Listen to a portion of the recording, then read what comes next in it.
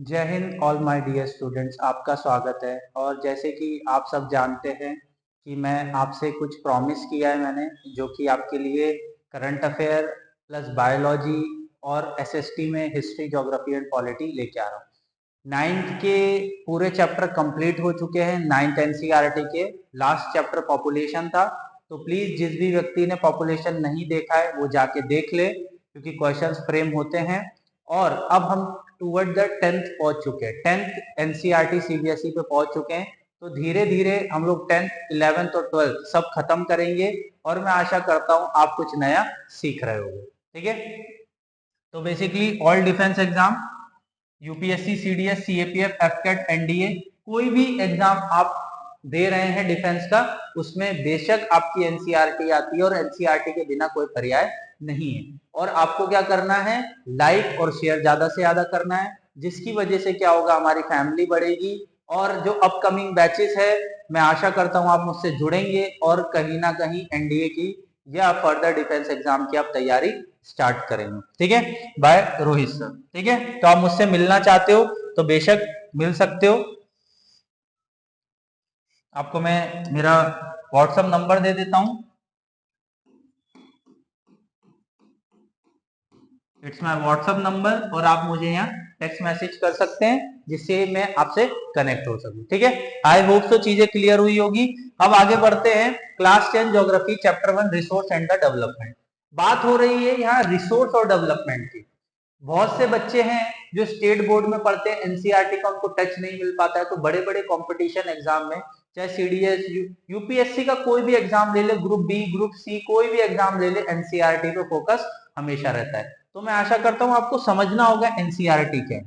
चलो, सबसे पहले रिसोर्सेज, ज्यादा टाइम वेस्ट ना करते हुए हम स्टडी पे फोकस करेंगे। Everything in our environment which can be used to satisfy our need and is technology accessible, economical, feasible and cultural acceptance in the resource. What is mean by resource? Resource का मतलब क्या होता है? सबसे important चीज है resource का मतलब क्या होता है। तो रिसोर्स का मतलब होता है जो नेचुरली अवेलेबल है, किसके लिए, इस सोसाइटी के लिए, उसे हम क्या बोलते हैं, resource. Human beings themselves are essential component of resources. They transform material available in the environment into the resources. ठीक है, तो रिसोर्सेज बेसिकली जैसे हम बोल सकते हैं मिनरल्स हो गए, क्रूड ऑयल्स हो गए, नेचुरल गैस हो गए, तो उसे हम क्या बोलते हैं, रिसोर्सेज। और वो रिसोर्सेज हम एक्सट्रैक्ट करके यूज कर रहे हैं। Next, classify for the resources. Resources can be classified on the basis of origin, biotic और अबायोटिक। कितने तरीके के होते हैं, बायोटिक होते हैं, अबायोटिक होते हैं। एग्जॉस्टिबिलिटी, रिन्यूएबल और नॉन रिन्यूएबल होते हैं। दो तरीके के होते हैं, रिन्यूएबल और non renewable. On the basis of ownership, individual, community, nation और इंटरनेशनल। जैसे हमारे टेरिटरी में कोई चीज है तो हम क्या बोलेंगे, नेशनल है, मतलब हमारे टेरिटरी से ये रिसोर्स निकला हुआ है। On the basis of status of the development, potential, development stock and reserves. क्या क्या है, potential, development stock and the reserve. तो आई होप सो यहां तक चीजें आपको क्लियर हो गई होगी। अब आगे बढ़ते हैं, चार्ट समझेंगे। स्क्रीनशॉट ले लीजिए सबसे पहले। ये जो वीडियोस मैं बना रहा हूं ये लाइफ टाइम तक यूट्यूब पे रहेंगे, और आप इसको कभी भी देख सकते हैं और पढ़ सकते हैं। ये आपके लिए बेनिफिट होगा। ठीक है, चलो, सबसे पहले रिसोर्सेज दो तरीके के हो, नेचुरल और ह्यूमन। दो तरीके के रिसोर्सेज है, नेचुरल में रिन्यूएबल और नॉन रिन्यूएबल। ठीक है, जिसमें कंटिन्यूसली फ्लो ऑफ विंड और वाटर आ जाता है रिन्यूएबल में, और बायोलॉजिकल है तो बायोलॉजिकल में natural vegetation and wild life. Biological में क्या आ जाएगा, नेचुरल वेजिटेशन और वाइल्ड लाइफ, और रिन्यूएबल में क्या आ जाएगा, कंटिन्यूसली, जैसे विंड, वाटर, ये सब। नॉन रिन्यूएबल में क्या आ जाएगा, रिसाइकेबल मटेरियल और नॉन रिसाइकेबल मटेरियल, जैसे कि फॉसिल फ्यूल्स। और ह्यूमन के द्वारा structure and the institution, quantity and the quality, जो ह्यूमंस मैन्युफैक्चर कर रहे हैं, जैसे कि ब्राउन्स। ठीक है, तो कॉपर और टिन का मिश्रण है, तो वो क्या हो गया, एक तरीके का क्वालिटी एंड द क्वांटिटी हो गया। ठीक है, तो आप समझ सकते हैं नेचुरल क्या होता है और ह्यूमन के थ्रू क्या होता है। Next, biomass and the energy. यहां समझने वाली चीजें, the type of renewable energies, सबसे पहले हाइड्रो एनर्जी, उसके बाद wind energy. Renewable source of energy, question पूछा जाता है रिन्यूएबल सोर्स के एनर्जी के सोर्स क्या क्या है, तो आपको याद रखना है hydro power, wind energy, biomass energy, उसके बाद सोलर एनर्जी और जियोथर्मल एनर्जी। और क्या होगा? Geothermal energy. इसे हम क्या बोलेंगे? Renewable energies. तो आपको गौर से और अच्छे से समझना है, एनसीईआरटी से क्वेश्चन बनते हैं। मैं फिर आपको बोल रहा हूं, मैं डैम श्योर हूं, जो मेरा एक्सपीरियंस रहा है डिफेंस एग्जाम का, मैं आपको फिर बोल रहा हूं, NCERT is a most preferable book in any exam.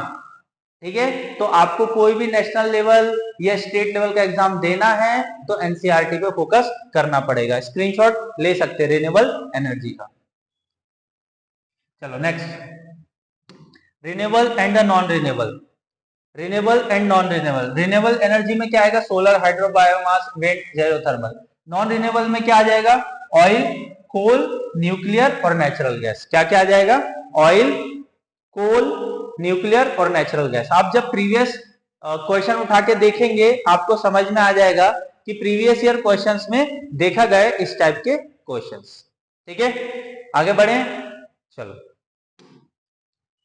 On the basis of origin of biotic and the abiotic. देखो अब धीरे धीरे हम शुरुआत करते हैं। Biotic resource are obtain for the biosphere and have life. मतलब बायोटिक का मतलब किसी के अंदर लाइफ है और वो कहां से मिला हुआ है? बायोस्फीयर से मिला हुआ है। जैसे कि ह्यूमन बींग्स, फ्लोरा, फोना, फिशरीज, लाइवली स्टॉक, इसको हम क्या बोलेंगे? बायोटिक। तो अबायोटिक क्या होता है? Those thing which are compose of non living things called abiotic. Abiotic, biotic मतलब लिविंग, नॉन बायोटिक मतलब बायोटिक एंड अबायोटिक। तो अबायोटिक मतलब नॉन लिविंग, तो rocks and metals.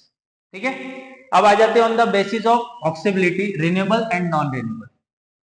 The resources which can be renewed and reproduce by physical, chemical और mechanical known as the renewable and replacement sources. मतलब किसी वस्तु को हम वापस यूज करके रिप्रोड्यूस कर सके बिना किसी लॉस के, उसे हम क्या बोलते हैं? Renewable and perishable resources. The renewable resources में फर्दर भी डिवाइड इनटू कंटिन्यूअस और द फ्लो। जैसे solar, wind energy, water, forest और वाइल्ड लाइफ। हम इसको वापस यूज कर सकते हैं, फॉरेस्ट को, वाटर को, विंड एनर्जी को, वाइल्ड लाइफ को, तो आप यूज कर सकते हैं। तो आपसे क्वेश्चन पूछा जाएगा रिन्यूएबल नॉन रिन्यूएबल रिलेटेड, तो आप बता सकते हैं। आ जाते हैं non renewable resources. Very long geological time, मतलब इनको क्या लगता है? बहुत ज्यादा समय लगता है, क्योंकि इनके अंदर क्या आ जाता है? Fossil fuels, minerals and coals वगैरह, नेचुरल गैस वगैरह। इनको मिलियंस ऑफ द ईयर लगते हैं बनने के लिए, क्योंकि ये अर्थ के अंडरग्राउंड होते हैं और जनरली इनको एक्सट्रैक्ट करने में भी बहुत ज्यादा समय लगता है और रिसोर्स लगता है। Like a metal recycle and some like fossil fuels cannot be recycled and get exhaust with their use. Minerals and the fossil fuels.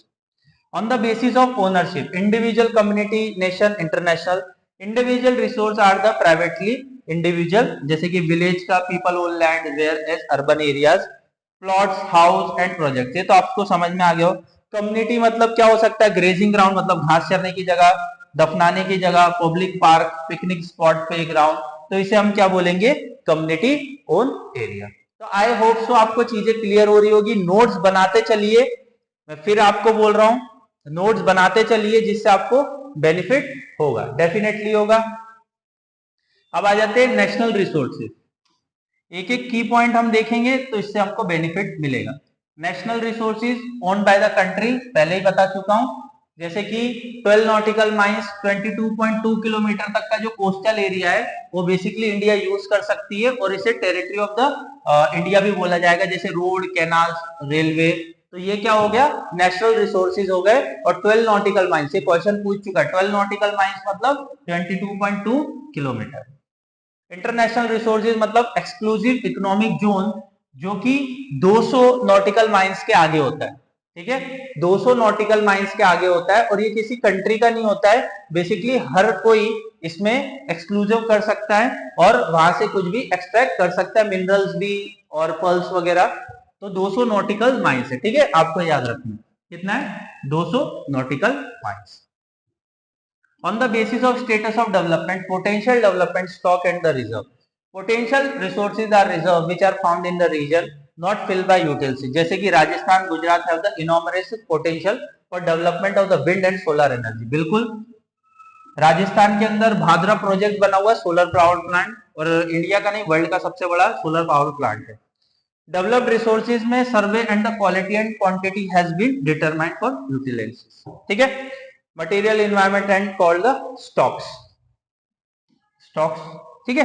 तो जितना जैसे रिजर्व में आ गया तो reserve are the subset of the stock which can be put use with the help of existing technology know how. Water हम जिसको बचा सकते हैं रिजर्व में.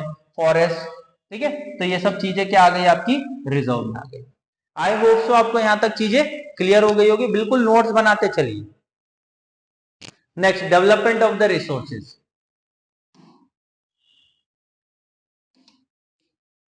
सबसे पहले resources have used by the human beings and led to major problem depletion of resources, greed of the few individual. Basically हमारे समाज में ग्रीड बहुत है. ठीक है. देखिए गांधी जी बहुत अच्छी बात कह के गए थे, इस दुनिया में सबकी नीड्स का कोई रास्ता है. बेसिकली नीड्स सबकी पूरी हो सकती है बट ग्रीड नहीं. तो ये बात सही है क्योंकि कुछ ग्रीडी लोगों के चक्कर में पूरा बोल सकते हैं एनवायरमेंट को नुकसान होता है. Accumulation of resource in a few hand. कुछ चंद लोगों के हाथ में क्या है एक्यूमुलेट कर रहा है रिच, और रिच हो रहा है और पुअर हो रहा है. ठीक है. It has led global ecological crisis such as global warming. Global warming हो रहा है, ओजोन लेयर डिप्लेशन हो रहा है, इन्वायरमेंट पोल्यूशन हो रहा है, और क्या हो रहा है लैंड डिग्रेडेशन, मतलब जमीन खराब हो रही है. Land resources. Land is a natural resource at most important. It support natural vegetation like wildlife, human life, economic activities, transport, communication system.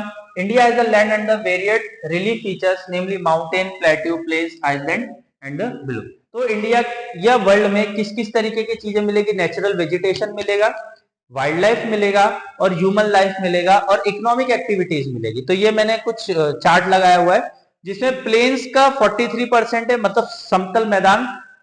उसके बाद माउंटेन्स आ जाता है 30%, और प्लेट्यूज आ जाता है 27%. ठीक है. तो लैंड का वर्ल्ड में इस तरीके से पार्टीशन हुआ है.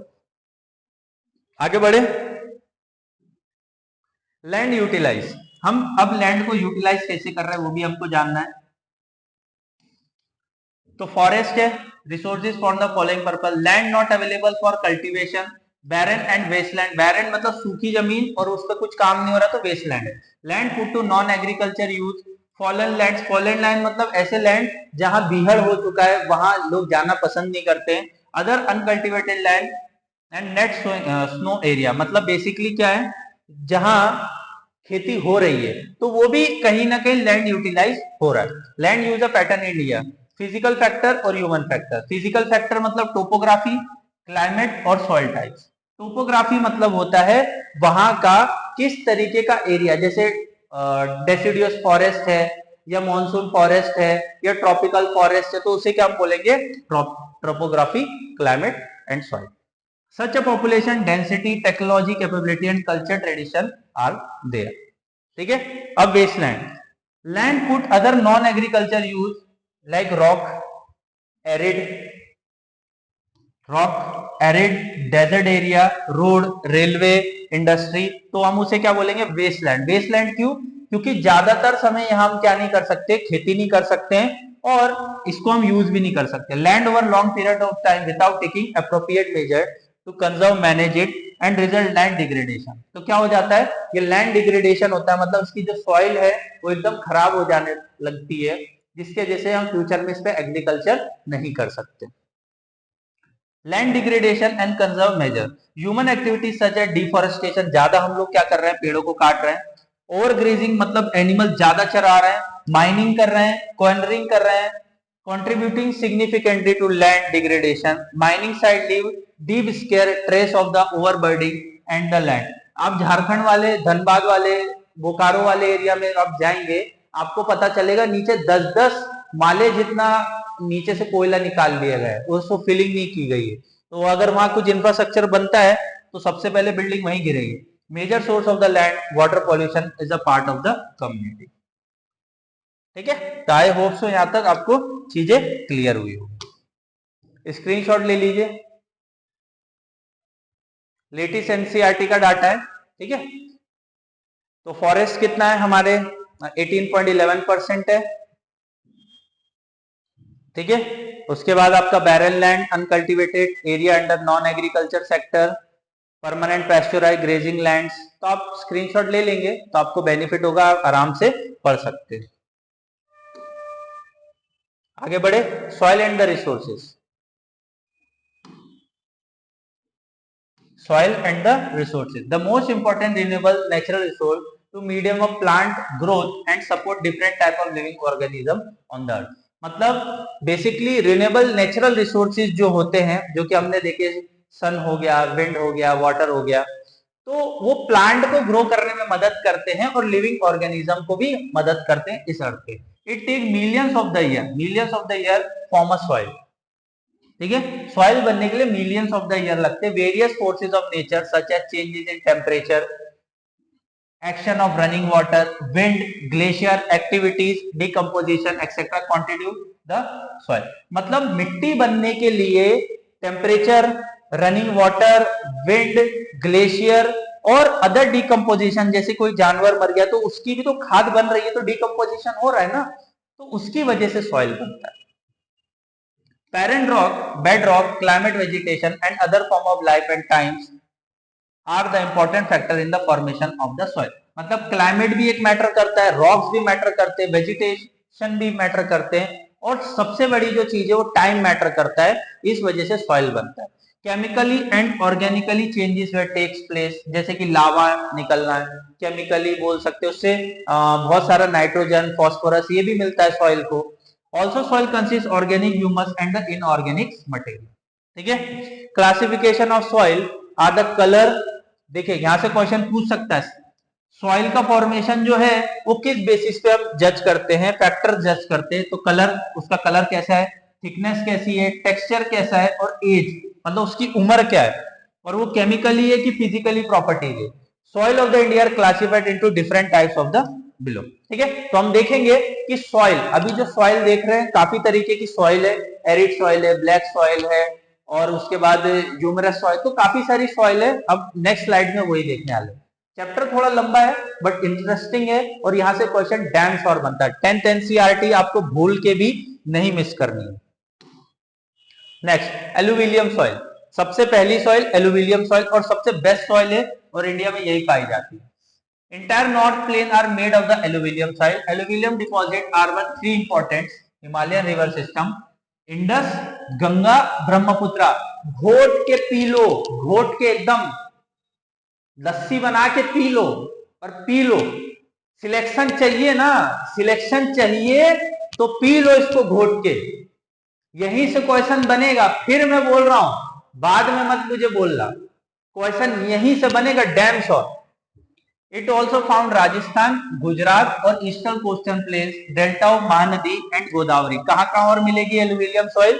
महानदी के डेल्टा पे, महानदी के डेल्टा पे, और गोदावरी एंड कृष्णा बेल्ट पे भी, और कावेरी रिवर के इधर भी आपको कहां मिलेगी? एलुविलियम सॉइल मिलेगी। Alluvial soil consist various property of sand, silt और clay. Inland toward the river valley, soil particular appear bigger size, whereas upper side of the river valley soil are coarse। ठीक है, मतलब जो upper side होता है river valley के, वहां जो बिगर साइज मिलेगा सॉइल का, और जहां लोअर साइड है वहां कोसी मिलेगा। अब दो तरीके की सॉइल मिलेगी आपको, एक तो ओल्ड एलुविलियम और एक मिलेगी न्यू एलुविलियम। याद रखना है, ओल्ड एलुविलियम, न्यू एलुविलियम। भाई क्वेश्चन 10 बार पूछ चुका है, 10 बार। Bhangar soil has a high concentration of kankar, उसके अंदर मिट्टी के, मतलब जो सॉइल है उसके साथ कंकड़ आते हैं, तो इसलिए उसको क्या बोला जाता है? खादर। ठीक है, bhangar soil has a high concentration of kankar nodules that are the khadar. और न्यू एलुविलियम को क्या बोला जाता है? Too fine participation more fertile than the bhangar. ठीक है, तो कितने तरीके की सॉइल हो गई? एक तो बांगर, एक तो खादर, और एक तो भाबर, और एक तो आपका आ जाएगा, हाँ, तीन टाइप की हो गई, बांगर, खादर और हाँ ठीक है, बांगर, खादर, हाँ bhangar, khadar. You alluvial soil are very fertile in concentration, proportion of potassium, question पूछ चुका है पोटेशियम, फॉस्फोरिक एसिड और लाइम। क्या क्या मिलेगा आपको एलुविलियम सॉइल में?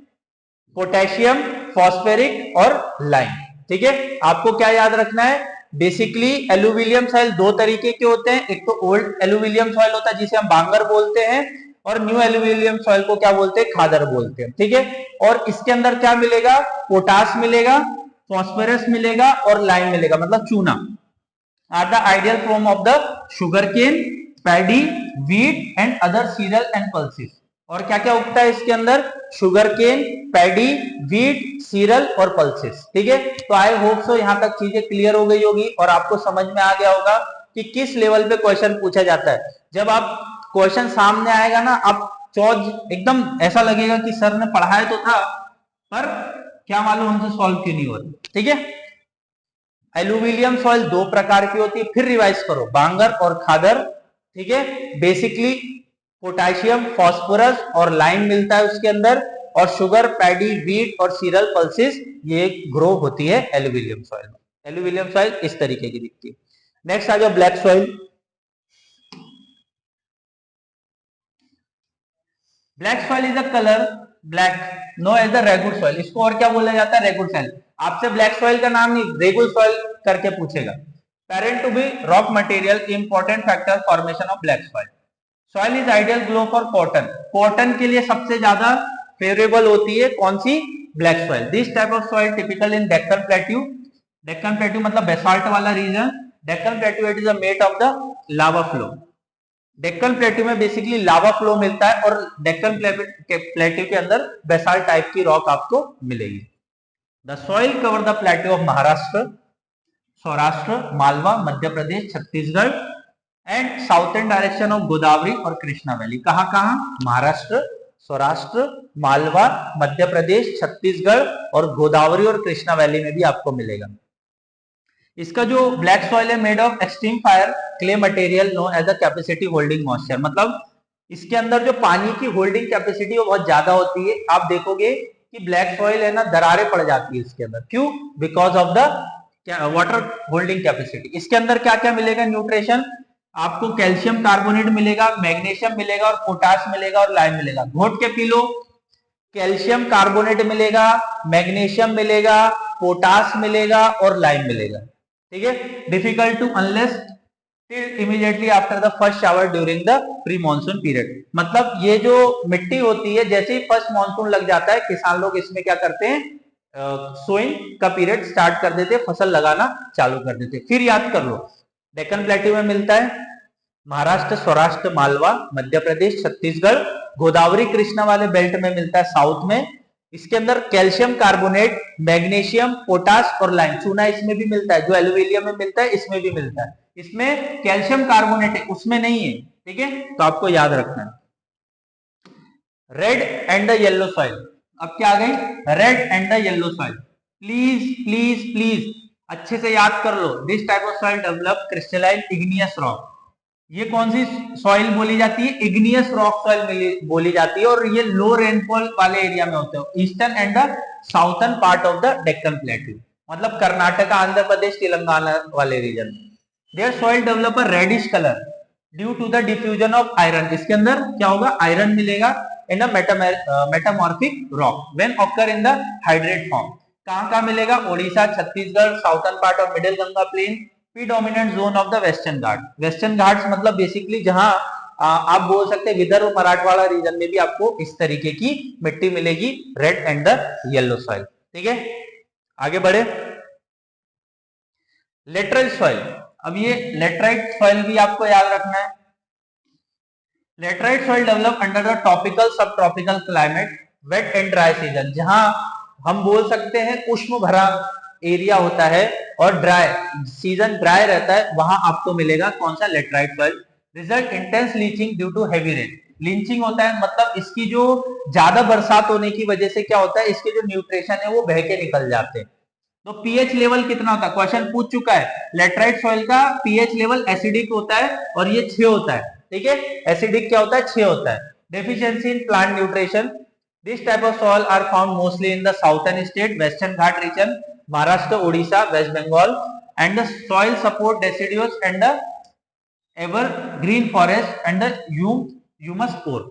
The soil is very useful for tea and the cotton. तो basically tea and the coffee, ठीक है, sorry, T and the coffee जहां उगाते हैं जैसे कर्नाटका, केरला, आंध्र प्रदेश, ऊपर वेस्ट बंगाल, आसाम वाले रीजन में आपको लेटराइट सॉइल मिलेगी। और laterite soil basically acidic soil होती है, जहां ज्यादा बरसात होती है तो लिंचिंग भी होता है। लिंचिंग होने का मेन कारण क्या है? लिंचिंग होने का मेन कारण ये है कि यहाँ टी और कॉफी मतलब इसको हिल वाला एरिया लगता है, और हिल वाले एरिया में क्या होता है? लिंचिंग होती है, जो सॉइल के न्यूट्रिशन है वो बह के जाते भी है। ठीक है, तो आपको समझ में आ गया होगा, आई होप सो। अब आ जाए एरिड सॉइल, ये राजस्थान वाले एरिया में मिलेगी। कहां मिलेगी? राजस्थान वाले area. Arid soil range from the red to brown in the colour. कैसे दिखती है? Red to brown. This soil is generally sandy texture and saline in the nature. In some area salt content is very high. इसके अंदर नमक भी मिलेगा, salt content high रहता है, and common salt is obtain by the evaporation the water. जैसे कि Luni river, ठीक है, राजस्थान के अंदर आप देख सकते हैं लूनी रिवर और सांबर लेक।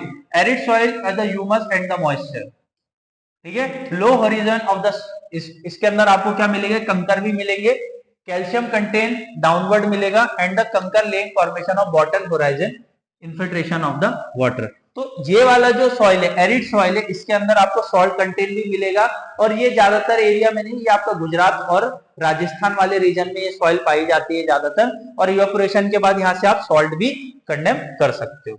ठीक है, अब आ जाते हैं फॉरेस्ट सॉइल। अब आ जाते हैं इसके फॉरेस्ट सॉइल पे। These soil are found in hilly and mountain area. Soil texture loamy और सिल्टी होता है। लूमी मतलब उसका जो मतलब बोल सकते हैं चिपचिपापन, मिट्टी को क्या चिपचिपापन होता है। Cross gained by the upper slopes the snow covered area of Himalaya. This soil experience duration acidic and the low humus. मतलब जो माउंटेनियस वाला जो रीजन होता है, जैसे कि जम्मू कश्मीर, हिमाचल प्रदेश, वहां की मिट्टी इतनी अच्छी नहीं होती है कि दूसरे प्लांटेशन वहां हो सके। This soil fertile on the river terrain and alluvium beds, soil erosion and the soil conservation. अब हमें देखना है कि soil erosion और soil conservation हम कैसे कर सकते हैं। The denudation of the soil cover subsequent washing down describe the soil erosion. The soil erosion is caused due to the human activity like deforestation, grazing, construction, mining, etc. Are the wind, glacier, water, soil erosion, soil formation at the farming. देखिए, humans generally ऐसी activities करते हैं जैसे forest को deforestation कर रहे हैं और ग्रेजिंग ग्राउंड्स कम होते जा रहे हैं, तो जिसकी वजह से क्या होता है, जो सॉइल है वो ज्यादा खराब होने लगती है। और एक तो जूम कल्टीवेशन भी होता है, स्लैश एंड बर्निंग कल्टीवेशन भी होता है, जिसकी वजह से क्या होता है कि सॉइल्स को बहुत ज्यादा नुकसान होता है। जैसे कि दिल्ली और पंजाब वाला, हरियाणा वाला रीजन देख सकते हैं, वहां पराली की जाती है। पराली मतलब कटिंग करने के बाद उसको जला दिया जाता है, वो अच्छा होता है बट उससे पॉल्यूशन भी क्रिएट हो रहा है।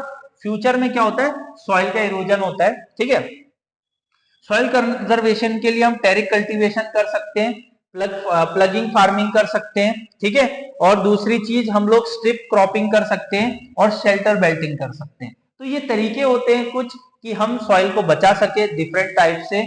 तो यही तरीके हम यूज करके भविष्य में हम सॉइल को बचा सकते हैं, क्योंकि देखिए लैंड एरिया तो हमारे पास लिमिटेड है, पर पॉपुलेशन दिन ब दिन बढ़ती जा रही है, तो हमें सॉइल कंजर्वेशन, फॉरेस्ट कंजर्वेशन हमें करना पड़ेगा। तो ये चैप्टर हमें बहुत सारा फैक्टर डाटा देता है, जिसकी वजह से आप चीजें अच्छे से समझ पाओ। स्क्रीनशॉट ले लीजिए। ये मैप आपको ये दिखाना चाहता है कि फॉरेस्ट माउंटेन एरिया कितना है, alluvial soil, red, yellow, black, laterite और एरिड सॉइल आपको कहां कहां मिलेगी। ठीक है, तो स्क्रीनशॉट ले लेंगे, तो उसके बाद 2-3 क्वेश्चंस है वो करेंगे, आपको एनालाइज हो जाएगा कि हमने जो पढ़ा है वो हमारे लिए बेनिफिट हुआ है कि नहीं। ठीक है, I hope so you will be understand all this thing.